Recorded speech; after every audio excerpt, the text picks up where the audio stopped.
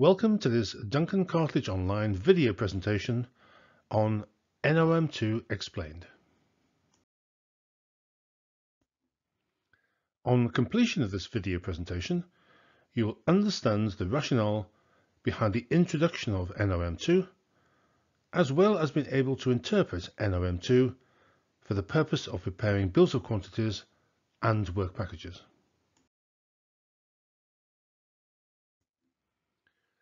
Of course, NRM2 is part of a suite of documents that includes NRM1 and NRM3. NRM2 was updated with a second edition in 2021, and the hope has always been that SMM7 would be phased out. But as we know, that has not been the case. The RICS sees the NRM suite as part of a larger international measurement initiative. However, I'm not sure that many other people do.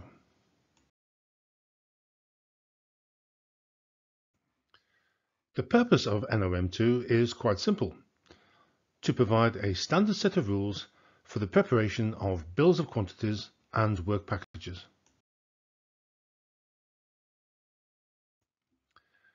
The question many people have asked is, why change? The main reasons are listed on this page, but basically it was thought SMM7 had passed its shelf life and didn't reflect current practice.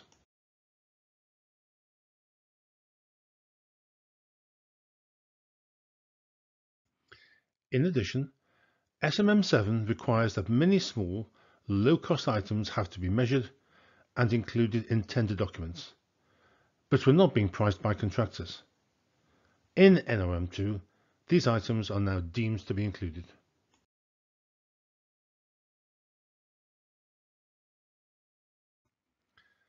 So, let's have a look at the important differences between SMM7 and NRM2.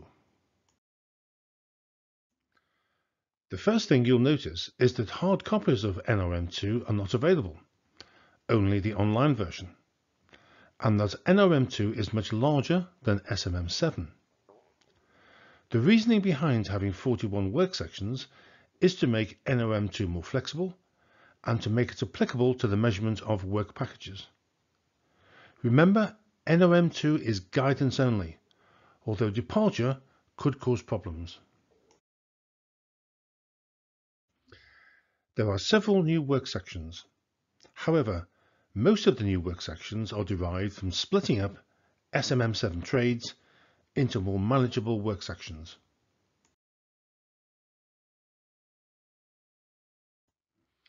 In addition, several of the work sections gives the QS alternative approaches to measurement. More of this later.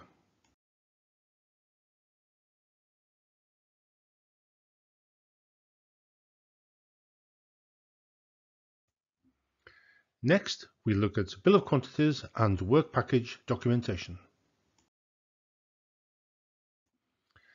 NRM2 is more prescriptive than SMM7, which was in effect just a set of measurement rules. By comparison, NRM2 has, in addition to measurement rules, guidance on how to set out and present bills of quantities and work packages, similar in style to civil engineering standard method of measurement 4. For example, NRM2, in one of the mini appendices, even contains templates for setting out bills of quantities, as shown on this page. NRM2 suggests that a bill of quantities include the items listed on this page. Note the asterisk against summary. This will be discussed on the next page. The reference to appendices are those to be found in NRM2. Annexes could include such items as bill diagrams.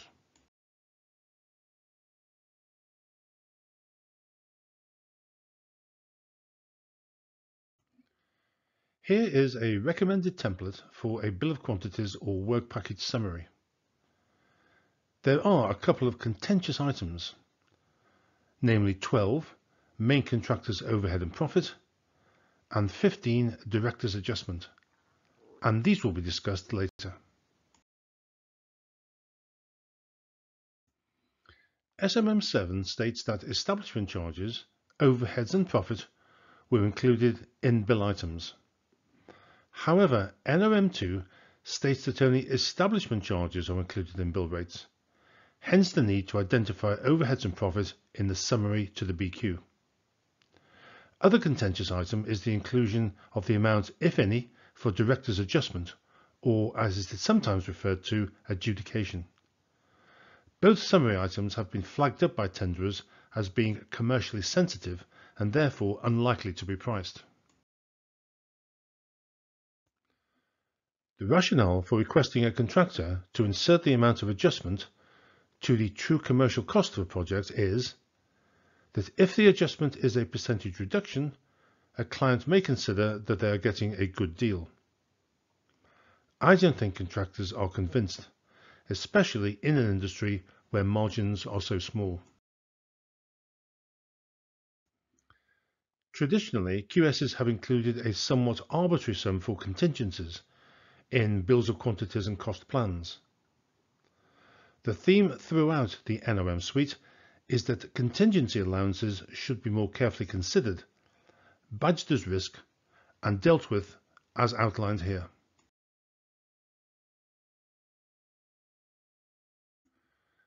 To this end, provision can now be made in the bill of quantities to transfer identified risks to the contractor.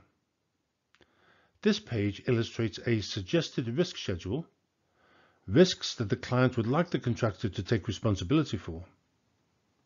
The risk or risks should be fully described and the contractor may insert a price for accepting it.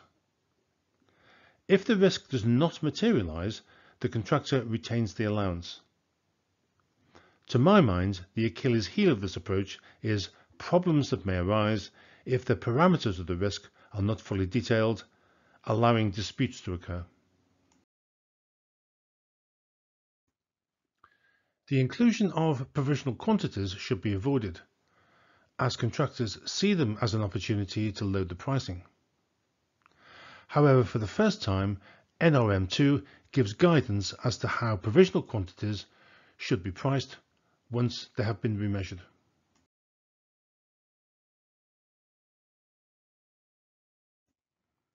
As with SMM7, defined and undefined provisional sums should be clearly identified in the tender documents.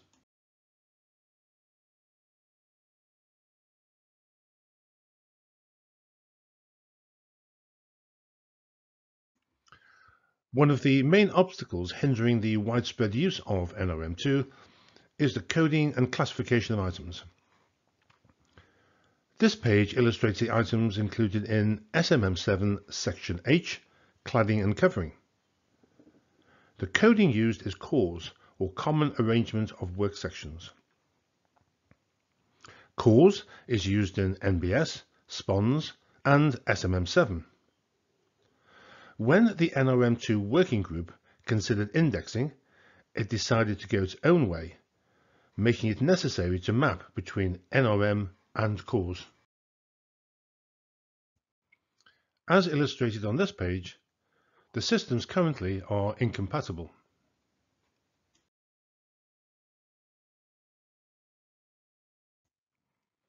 Interpretation of NRM2. Starting with preliminaries, preliminaries are divided into two sections: information requirements and a pricing schedule. Preliminaries is the largest section in NRM2 Section 3. Generally, the items in NRM2 map across from SMM7. However, the amount of required detail has been greatly increased, as shown here.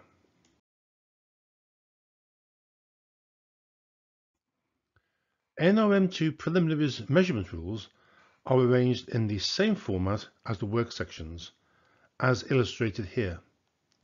Read from left to right, selecting the appropriate items.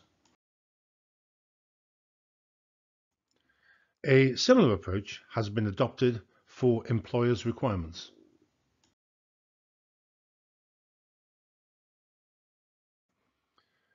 The second section of the preliminaries is a pricing schedule. It is suggested that a fully detailed breakdown of preliminary costs should be submitted with a tender, but in practice, this is seldom, if ever, done.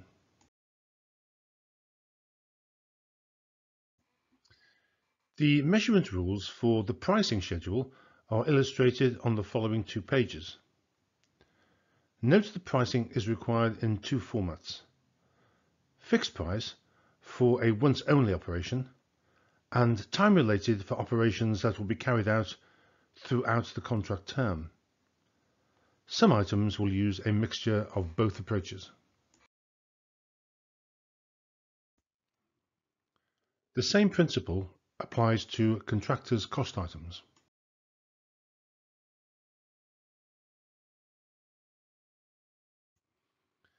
Now let's have a look at some work sections in detail.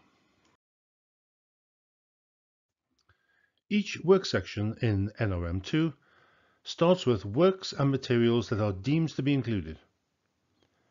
This is the equivalent of the NRM7 coverage rules.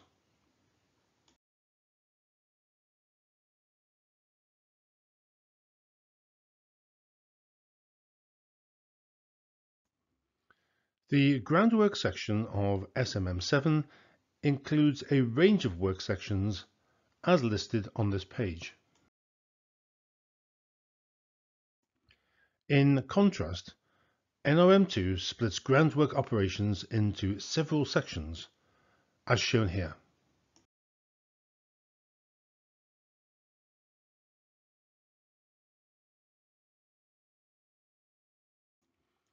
Section 5 of NRM2, excavation and filling, is now restricted to the items on this page.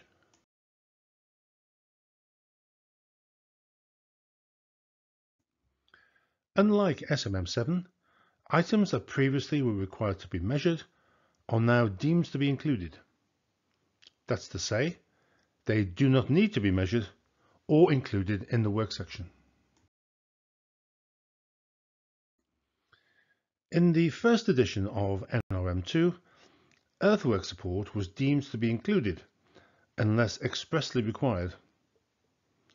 The second edition of NRM2, however, now requires earthwork support to be measured. As mentioned earlier, several work sections allow for alternative approaches to measurement. Excavation and filling is one of those sections. Section 5 allows for 2 ways to classify excavation work. Firstly, all bulk excavation, defined as reduced levels, basements, etc., can be aggregated and included as one item of bulk excavation. Similarly, foundations, defined as strip foundations, pits, pile caps, can be aggregated and included as foundation excavation. However, as shown on the next page, alternatively, individual classifications of excavation may be used in the bill of quantities or work package. Adopting the aggregate approach can lead to problems during post-contract financial management and the pricing of variations. In practice, most QSs adopt a hybrid approach and qualify, say, bulk excavation with the inclusion of reduced level, basements, etc. This page illustrates the relevant page in NRM2 with the alternative approach highlighted.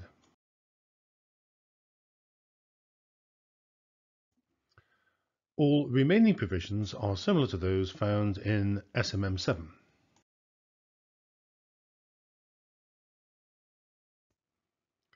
To summarize,